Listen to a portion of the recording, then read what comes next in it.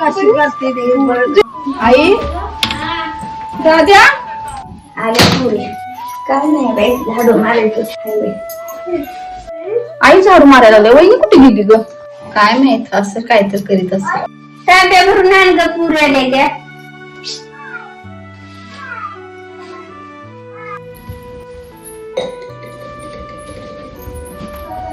सुनबाई चहा जरा ठेव.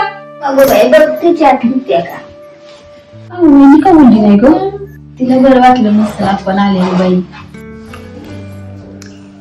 का बसलीस ग? चहा ठेव जा की पुरुषनी त्या. आणि का बोलवलं नाही त्यासने? कशाला आले ती लोक? आधीच आमचा होईना झालाय. आधी पोरं सोडली तर नंतर आता ती लोक पण आले. आधीच खर्च खूप झाला, त्यातल्या आल्या आता. ऐका की मम्मी जाऊया बाय. का ग, काय झालं?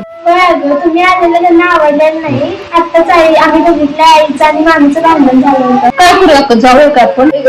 तिला तर बरं वाटत नसतं तर जाऊया आपण. दादाची गाडी घेऊन जाऊया.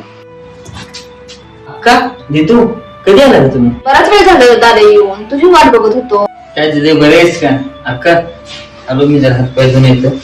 चहा घेतलास की नाही? आलोच. बा टॉवेल आण रे.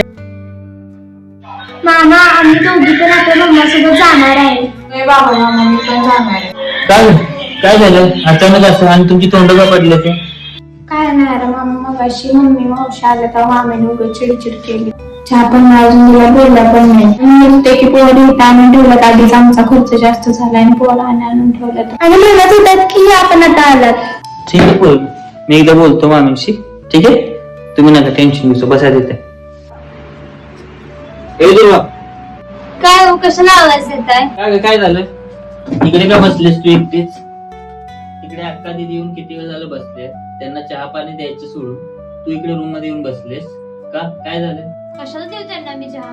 का? आधी त्यांनी त्यांच्या पोरी सोडले, आता दोघी पण येऊन बसल्यात. नाही द्यायचा मला त्यांना चहा वगैरे काही सुद्धा.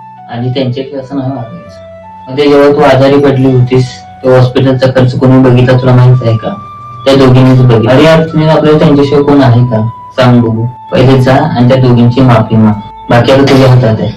अहो चुकलं माझं. मी असं वागायला नको पाहिजे होतं त्यांच्यासोबत. मी आत्ताच्या आता त्यांची माफी मागते. अक्का चुकलं माझं. मी असं वागायला नको पाहिजे होतं तुमच्यासोबत. असू दे ग, तुला तुझी चूक कळली यातच आम्ही आनंद आहे. चला मी तुम्हाला चांगला चहा ठेवते आणि जेवण पण बनवून तयारी करायला घेते.